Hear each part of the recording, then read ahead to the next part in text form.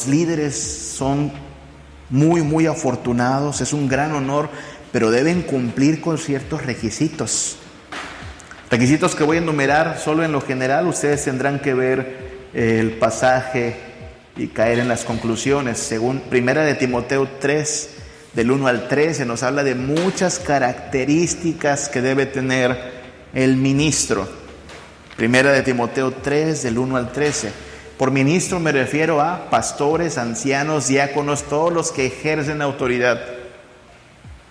En estas palabras, 1 Timoteo 3, del 1 al 13, Pablo establece que, primero que nada, el ministro debe gobernar su corazón. Su corazón debe estar bajo el gobierno de Cristo. Si alguno anhela obispado, buena obra desea. Pero es necesario que el obispo sea irreprensible, marido de una sola mujer, sobrio, prudente, decoroso. ¿Ves? Habla de gobierno personal. ¿Sí? No se va tras otra relación en infidelidad. No, está gobernado por el Señor. No se deja llevar por el vino. No, es sobrio porque está gobernado. Debe gobernar su corazón. Debe gobernar sus afectos. Versículo 3, no codicioso de ganancias deshonestas, sino amable, apacible, no avaro. Sus afectos, aquello que desea, aquello que anhela, debe estar gobernado también. Debe gobernar su mente, ¿sí? Versículo 6, no debe ser un neófito que habla nada más por hablar, pero que no ha conocido todavía la fe. Neófito es nuevo en la fe, ¿ok? Porque se puede envanecer. No. Debe gobernar su mente debe estar cautiva de la palabra de Dios. Debe gobernar su casa. Versículo 4, que gobierne bien su casa, que tenga a sus hijos en sujeción con toda honestidad, pues el que no sabe gobernar su propia casa, ¿cómo cuidará de la iglesia de Dios? Entre otras características, ¿no? Tito capítulo 1, versículos del 1 al 9, habla de manera similar, son matices aquí y allá, pero habla de manera similar a los líderes. Por esta causa te dejé en Creta para que corrigieses lo deficiente y establecieses ancianos en cada ciudad, así como yo te mandé. El que fuera irreprensible, marido de una sola mujer y que tenga hijos creyentes, que no estén acusados de disolución ni rebeldía. Porque es necesario que el obispo sea irreprensible como administrador de Dios, no soberbio, no iracundo, no dado al vino, no pendenciero, no codicioso de ganancias deshonestas, sino hospedador, amante de lo bueno, sobrio, justo, santo, dueño de sí mismo, retenedor de la palabra fiel tal como ha sido enseñada, para que también pueda exhortar con sana enseñanza y convencer a los que se contradicen. Debe ser buen líder. Si alguien anhela ocupar estos cargos, buena obra desea, pero debe ser buen líder. ¿Qué es un buen líder? Nota que Pablo le dice a Tito, para corregir lo deficiente, para que pongan orden. Eso hace un líder. Mantener el orden, mantener el gobierno de la ley. ¿Qué ley? La palabra de Dios. Debe ser un buen líder para eso. No dándole gusto a la gente, no dándole gusto a los que son líderes con él, sino cumpliendo la ley de Dios. Buen administrador. Se le ha conferido autoridad, debe administrarla bien. Versículo 7. Buen administrador de Dios, como administrador de Dios, porque va a darle cuentas a Dios. Debe ser buen juez. Porque los ancianos eso hacían en el pasado, ¿no? Son un tribunal para tomar decisiones. Pero si es iracundo, si es soberbio, si es pendenciero, le gusta pelear por todo, si no tiene dominio propio, ¿cómo va a tener buen juicio? Su juicio está nublado por la parcialidad. No, necesita gobernarse para ser un buen juez y debe ser un buen predicador. Enfáticamente debe ser retenedor, versículo 9, de la palabra fiel tal como ha sido enseñada, para que pueda exhortar con sana enseñanza. Debe ser buen predicador. Buen predicador no necesariamente es que te caiga bien o que te guste, ¿ok? Buen predicador es que haga bien la labor de transmitir el mensaje. Ahora lo digo no para dar concesión a la mediocridad, sino para manifestar, ¿no? No tiene que ser tu pastor la reencarnación de Juan Calvino, la reencarnación de Jonathan Edwards, o semejante a John Piper, o semejante a Sugel Micheleno, a tantos pastores del presente. No tiene que ser eso. Gracias a Dios por aquellos pastores. Pero si el pastor es fiel enseñando, ejemplar en su vida, buen juez, porque Dios le está instruyendo para eso, tenemos un buen pastor si hace aquello. Encarguémonos, o encárguense los que van a tener esta labor de cumplir con ella. Ahora, cuando los líderes cumplen con estos requisitos, pues hay ciertas acusaciones que no se nos van a poder hacer. Voy a ir un poco rápido aquí, pero no quería pasar de largo esto. Hay ciertas acusaciones que no le pueden hacer a una iglesia que no se rige por el imperio de la gente o por el imperio del líder, sino por el imperio de la ley. ¿Saben cuáles son? Bueno, cuando dicen los líderes de la iglesia son autoritarios. ¿Sabes qué es lo bueno de un gobierno donde lo que importa es el imperio de la ley? Hablo de lo que conocemos. Al menos en la iglesia presbiteriana, el gobierno es representativo y se ejerce de manera colegiada. Es decir, nadie se autoproclama pastor. No es que de pronto, ¡ay, quiero ser pastor! No. Hay todo un proceso que cuida eso. ¿A dónde va a ir a estudiar? ¿Quién le va a imponer las manos? La autoridad de quién ejerce usted. En esta iglesia, no cualquiera puede ser pastor, hermanos. No eres pastor porque el obispo o el apóstol te impuso las manos o te dio su cobertura. No, Señor. Tenemos mucho cuidado de no imponer a la ligera las manos. Así es que la iglesia es la que confiere este llamamiento. ¿Quieres ser pastor? Primero que nada te tiene que llamar una iglesia. Si no hay iglesia que te llame, no puedes ser pastor. Así funciona. Hay periodos de hecho establecidos de tiempo, ¿sí? Luego del cual la iglesia puede ratificar o retirar a los oficiales del cargo. Aún el mejor pastor, cada 5 años, en el caso de la iglesia presbiteriana, la iglesia tiene que ser consultada. ¿Le seguimos o ahí muere?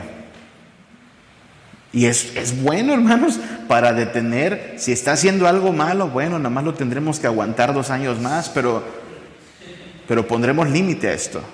Sí, es parte del gobierno, ¿no? Así funciona.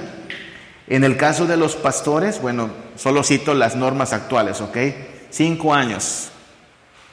Así es que es bueno, nos humilla un poquito y también nos desafía, ¿no? Cada 5 años le van a preguntar a tu iglesia si confía todavía en ti. Cada 5 años. Y en el caso de ancianos y diáconos es cada 3 años. Y esta autoridad colegiada significa que no se ejerce por la voluntad de uno. No es que llegue el pastor y diga, a ver, hermanos, quiero que disciplinen a tal persona. No, pastor, espérese tantito. Hay formas de hacerlo. Y no es su voluntad, tiene que estar de acuerdo el consenso, que en nuestro caso se llama consistorio, ¿no? Así es que pueden decir, no, los líderes son autoritarios. A lo mejor sí tienen algunos que cambiar su actitud, sí. Pero la autoridad no se ejerce a contentillo de individuos. Es una autoridad colegiada. Esta junta llamada consistorio. Otra acusación, la iglesia hace un negocio de la fe. Puedes ver que las redes sociales están llenas de acusaciones de que los pastores se embolsan el dinero y la lana y el diezmo. Bueno, que digan eso de las iglesias donde impera el líder. Pero en una iglesia regida por una pluralidad de ancianos, no pueden acusarnos de ello. Al menos en la iglesia presbiteriana, la administración de las finanzas ni siquiera está en manos de los ancianos, porque tomamos como referente aquel pasaje de Hechos donde los ancianos, al ver que estaban descuidando la palabra por atender asuntos domésticos, dijeron: no, hermanos, como que no va a funcionar así, nombremos diáconos y que ellos se encarguen de atender las necesidades domésticas, que no es menos espiritual, pero para efectos de organizarnos bien, que los ancianos prediquen, que los diáconos administren. Y hasta el día de hoy ha funcionado, ¿no? Mis hermanos diáconos recogen las ofrendas, ellos las cuentan, confiamos en ellos y alguien de entre ellos se encarga de decir: pastor, aquí está su sustento. ¿Qué más quisiéramos algunos pastores sacar más de esa bolsa? Menos, ¿no? Pero no, hay un sueldo establecido y nos contentamos con ello. Y eso está bien, porque no estamos por ganancia deshonesta, ¿no? Así es que, bueno, a otros que los acusen de ello, ¿no? De robar cosas o de manipular para tener ganancia. En la iglesia no, en la iglesia regida por ancianos no ocurre así. Si bien, aclaremos, si bien los pastores y el personal de servicio recibe un sueldo, este no es ni siquiera determinado por el pastor. Bueno, al menos en mi iglesia no es así, ¿verdad? No sé en la suya, pero el pastor nos dice: vamos a subirnos 200%, ¿no? Al sueldo este año. No, es el consistorio, es la junta, es el colectivo. Así funciona y ha funcionado bien. Además de que no predicamos el evangelio de la prosperidad, ni animamos a los hermanos a sembrar o demostrar su fe, manipulando las conciencias o las escrituras para obtener más ingresos económicos. Quien lo haga debería avergonzarse y debería ya mismo renunciar al ministerio. Ha hecho mercadería de la fe. No funciona así en la iglesia. Claro, los miembros de la iglesia ofrendan, pero lo hacen voluntariamente, no se fiscaliza a los miembros. Y aclaramos también, bueno, no sé ustedes, difícilmente vamos a poder sustentar el diezmo, la práctica del diezmo, como una práctica vigente para toda iglesia en todo momento. Yo les recomiendo que no se metan en esa discusión, porque si te metes en esa discusión tendrás que encontrar cómo el diezmo en Israel era administrado de diferente forma, y no solo era el diezmo, sino que había un montón de ofrendas que no estamos aplicando como si fueran el diezmo. Yo prefiero no discutir sobre esa línea. ¿Saben cuál es mi forma de sustentar que como miembro de la Iglesia Nacional Presbiteriana estoy llamado a diezmar? Cuando pacté con mi iglesia, entendí que así sostenemos a esta iglesia, a los miembros, dando el 10% de lo que tengo, no de lo que no tengo, de lo que tengo. Y es proporcional, de manera que aun si solo tengo 10 pesos en mi bolsa, daré el diezmo, 1 peso. Claro, si tengo 100,000 pesos, daré más, pero siempre proporcional, nunca de lo que no tengo, siempre de lo que tengo. ¿Y por qué hay que hacerlo? Di mi palabra, pacté con esta iglesia, no me engañaron, no había letras pequeñitas. Dije: acepto ser miembro de esta comunidad con sus privilegios y con sus responsabilidades. Si no estaba de acuerdo con esta forma de sostener a mi iglesia, cuando me preguntaron era buen momento para decir no y muchas gracias. Nada más. En todo caso, no diezmar en nuestra comunidad es un asunto de rebelión a la autoridad. ¿Ok? Otro día hablaremos a fondo del diezmo, pero les recomiendo en verdad no se metan a argumentar sobre si es bíblico o no bíblico. Creo que es bíblico en el sentido de algo que ocurrió, pero recuerden que no todo en la Biblia es normativo. A veces lo que está en la Biblia es descriptivo de algo que no está más vigente, pero cuyos principios todavía aplican para la iglesia. Otra acusación que se hace muy común, y debo decir para orgullo, aunque la palabra orgullo es complicada, ¿no? La Iglesia Nacional Presbiteriana es de las pocas en todo el mundo que no ha cedido en este punto de comenzar a ordenar mujeres.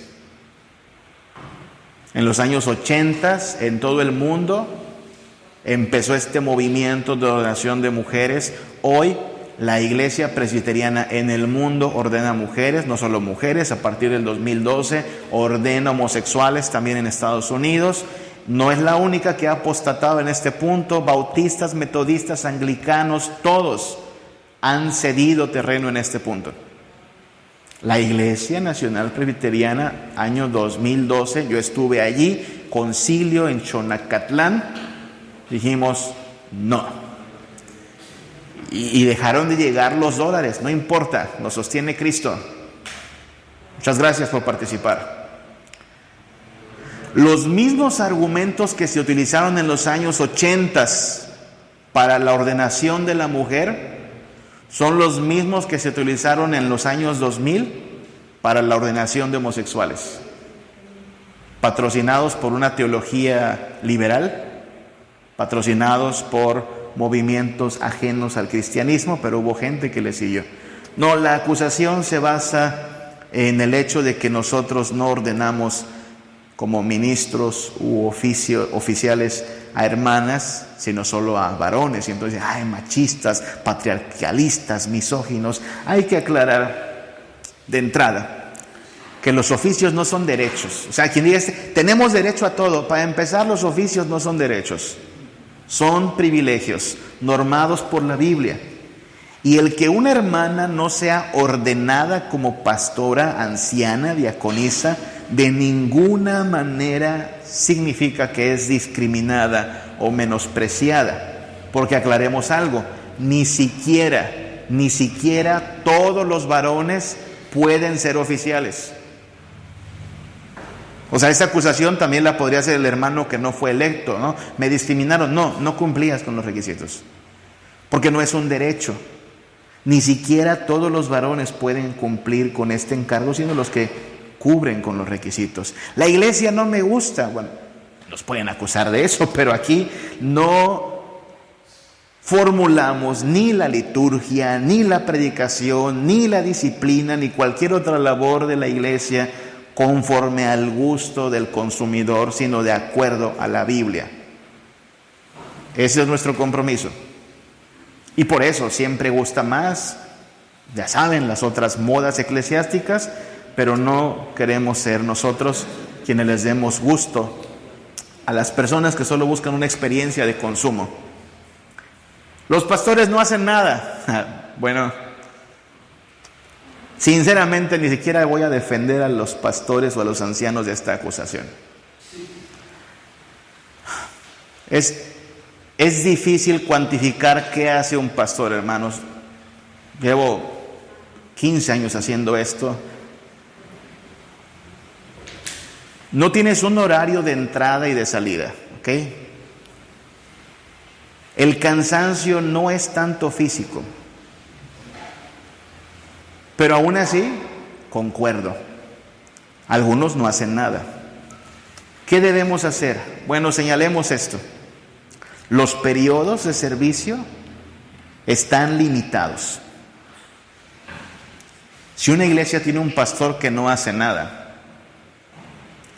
cuando llegue el momento oportuno, esa iglesia tiene que aplicar sabiduría, discernimiento y decir, bueno, pastor, tuvo su oportunidad, le confiamos durante este periodo la labor de la iglesia, el ministerio, no lo hizo bien. Así es que no le daremos esta confianza por otro periodo más. No se lo van a decir así, ¿verdad? Sino que lo harán en una boleta de manera secreta y el resultado hablará por sí mismo.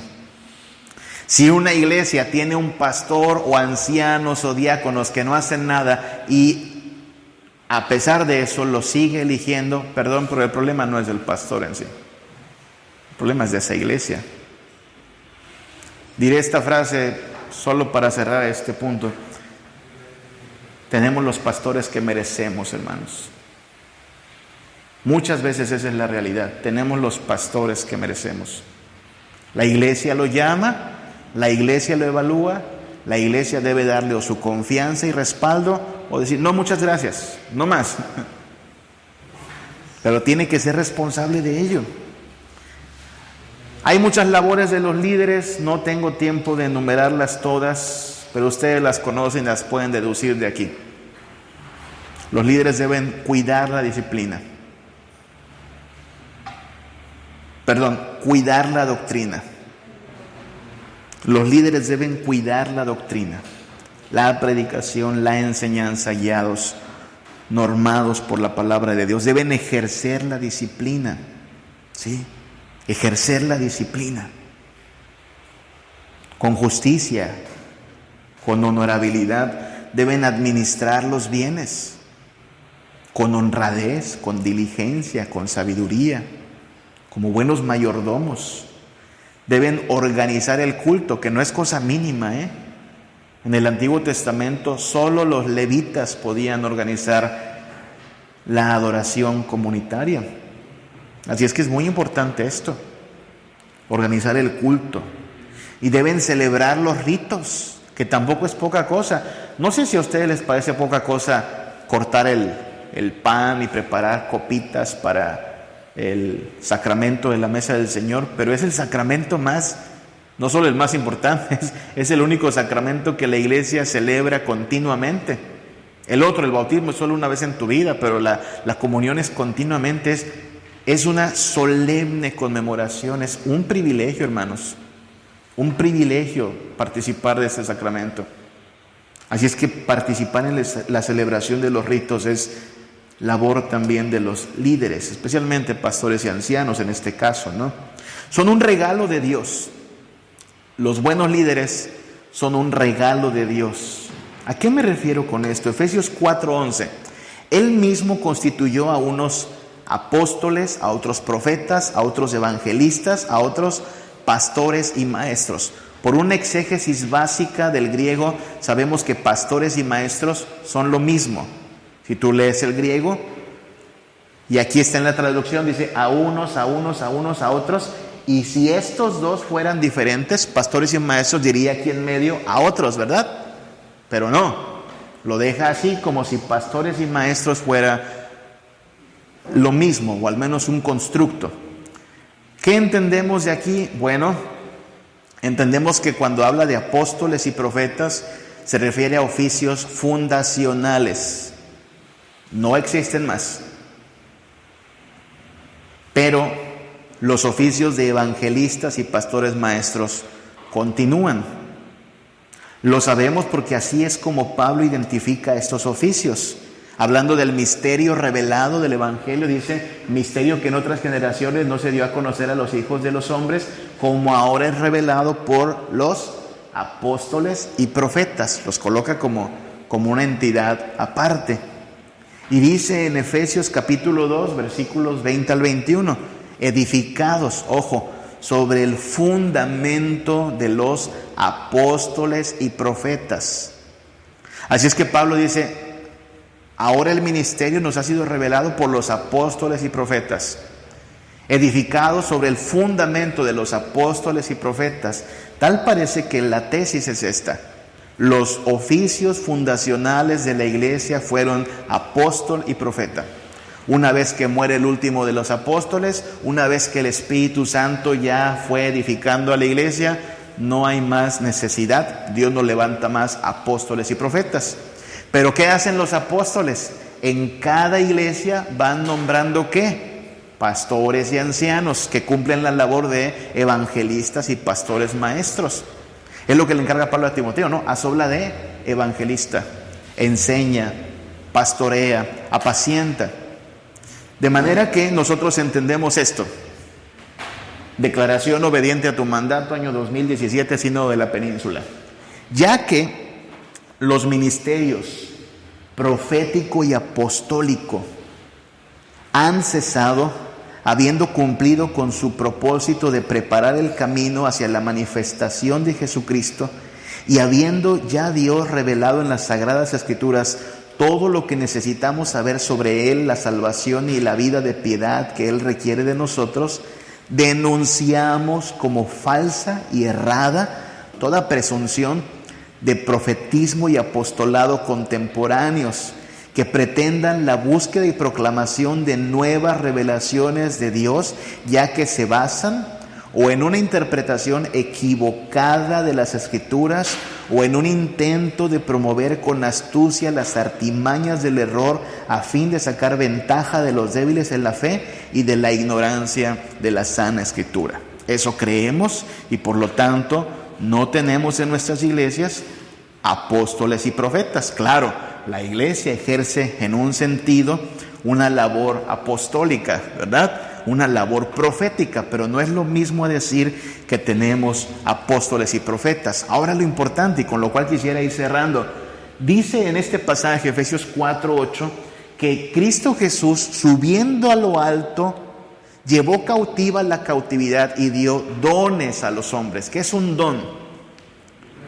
Un regalo, ¿no? Hasta en inglés se entiende eso. Don, gift, regalo. Dios, Cristo Jesús, derramó regalos. ¿Y cuáles son esos dones? Luego a veces hacemos como que la interconexión y decimos, no, pues sí, el don del Espíritu, ¿no? ¿Cuál es?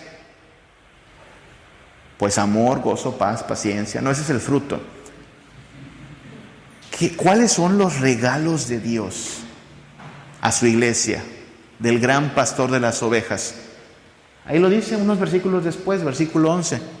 A unos constituyó apóstoles, a otros profetas, a otros evangelistas, a otros pastores y maestros. Ellos fueron el regalo de Cristo a su iglesia. Nos regaló hombres para bendecirnos. Son un regalo de Dios.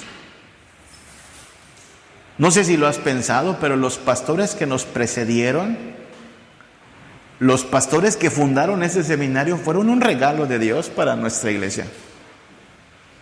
Hombres comunes y corrientes y defectuosos en gran manera, pero un regalo de Dios para nuestra iglesia.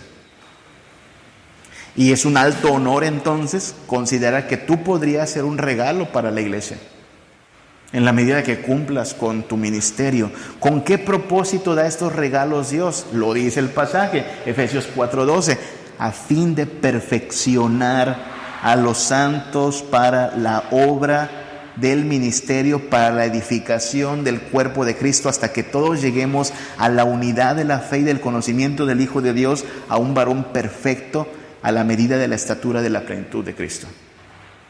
Lo que Cristo quiere hacer es que su iglesia sea perfeccionada, santificada, porque como pueblo del pacto esta es la evidencia de que somos miembros de Él. Santos seréis porque yo soy santo. Y como regalo para que la iglesia cumpla con esta encomienda están nuestros apóstoles y profetas, la mayoría de ellos mártires, y ahora nuestros pastores y maestros y evangelistas. Entonces, ¿cómo entendemos este llamado? Bueno, los líderes, a fin de cuentas, son establecidos por Dios. Son útiles para el ministerio y por lo tanto debieran ser valorados por la iglesia. Esa es la exhortación que hace Hebreos 13:7, ¿no? Acordaos de vuestros pastores que os hablaron la palabra de Dios, considerad cuál haya sido el resultado de su conducta, imitad su fe. Ay, pero mi pastor ni me predica la palabra y su conducta deja mucho que desear. Quizá no debiera ser pastor. Seguramente no debería ser tu pastor. Pero si tienes un pastor que te predica la palabra y cuya conducta es referente de cómo se vive la vida cristiana, debiéramos valorarlos. Hebreos 13:17, obedeced a vuestros pastores, sujetaos a ellos porque ellos velan por vuestras almas como quienes han de dar cuenta para que lo hagan con alegría y no quejándose, porque esto no es provechoso. De manera que necesitamos, si tenemos buenos ministros, buenos pastores, fieles, honrados, honorables, hay que agradecer por ellos. No sé cuántas veces has dado gracias a Dios por tus pastores, pero es algo que debiéramos hacer más seguido. Si hemos tenido buenos pastores, honrémoslos y pidamos a Dios que les sostenga y que levante más de ellos, ¿no? No tengo más tiempo, pero si quieren escribir rápido, les voy a decir que va en las líneas, ¿ok? Cuando digo que la iglesia no es un hueso, me refiero a que me molesta mucho que haya pastores que estén más preocupados por agarrar cargos, influencia, y cosas como esas. No es un hueso político. Ciertamente necesitamos una política eclesiástica, pero no como la politiquería que abunda en el mundo, de partidismo y, ya saben, de campaña electoral. No funciona así. Lo que veo en la Biblia es que estamos más llamados a ser equipo, ¿no? El pastor con los ancianos, con los diáconos, con los ministros para el perfeccionamiento de los santos, para la edificación. Entonces, rápido, ante todo, busquemos siempre la edificación. Si algo no edifica a la iglesia de Cristo, mejor ni lo intentes. Lo que queremos es edificar al cuerpo de Cristo. Cuerpo literal, así le llaman la Biblia, ¿no? Un cuerpo donde todos los miembros se ayudan. Lo contrario sería una especie de tumoración, ¿no? Un cáncer. Si encontramos cáncer allí, o parásitos, o lo que sea, tenemos que localizarlos y tenemos que eliminarlos. Todo aquello que cause daño al cuerpo debe ser cortado. Debemos ejercer fielmente nuestra unción. Otra vez, me encanta que hasta el día de hoy la ordenación sigue siendo un ritual donde te imponen las manos. Seas pastor, seas anciano, seas diácono, te imponen las manos. Fuiste ungido para esa labor. Así es que debemos ejercerla con esa gran honorabilidad. No estamos para darle gusto a la gente, para darle gusto al líder principal. A veces, de hecho, vamos a disentir, pero estamos para ejercer nuestra unción, para la gloria de Dios. No dejemos de buscar instrucción. Lo peor que puede pasar es que un líder piense que se la sabe de todas, que ya aprendió suficiente. Uno se encuentra muy seguido con pastores que piensan que porque son pastores ya no van a aprender. Hace mucho que no abren un libro. Yo me temo que hace mucho que no estudian ni siquiera la Biblia. Son pocos, espero, los casos. Pero un pastor responsable está aprendiendo continuamente, estudiando la palabra, cuidando la doctrina, buscando instrucción. No dejemos de ejercer la piedad. El pastor es el primero que necesita ser pastoreado por la palabra, por el Espíritu. Si bien debe predicar el sermón a la iglesia, el primero que debe predicarse sus sermones a sí mismo, para que esté convencido de esto y para que viva en coherencia con lo que va a predicar. Y preparémonos también. Preparémonos, hermanos, para la obsolescencia. ¿Saben qué es la obsolescencia, verdad? Cuando aquello ya no cumple más, ya no sirve más. Así se volvió tu celular de los años 2000, obsoleto. Bueno, no es que el pastor se vuelva obsoleto en ese sentido estricto, pero sí, llega el momento en que no más. No más, la salud, la edad, las limitaciones. Tiene que prepararse para eso, hermanito. Nos concedieron un tiempo limitado, no sabemos ni cuánto, pero un tiempo limitado para ejercer el ministerio. Encarguémonos de cumplirlo honorablemente. Encarguémonos de cumplir con nuestra encomienda para dar buenas cuentas, rendir cuentas a nuestro Señor. Helo ahí. Liderazgo honorable. La iglesia local siempre necesita líderes honorables, doctos y fieles para su instrucción, ministerio y gobierno. Señor de los mundos 2015, Sínodo de la Península.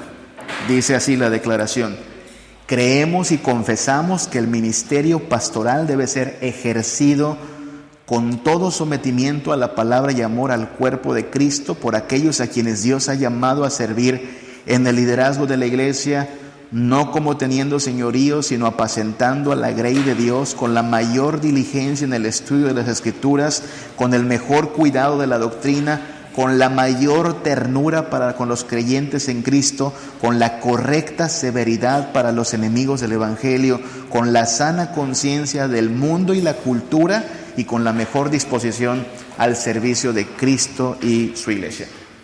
De eso se trata y eso quisiéramos que Dios nos conceda, ¿no? Líderes honorables. Vamos a orar. Padre, te damos gracias por tus bendiciones, por el pacto que nos extiendes y en el cual somos edificados como iglesia. Padre, bendice la exposición de tu palabra, bendice nuestro testimonio al mundo, Bendice a nuestros pastores y maestros, que tengan siempre tu respaldo, Padre, si están haciendo bien su labor. Guárdanos del mal, llévanos a ser luz en la tierra, un pueblo santo que te honre porque tú eres santo. Te lo pedimos en el nombre de Cristo Jesús. Amén.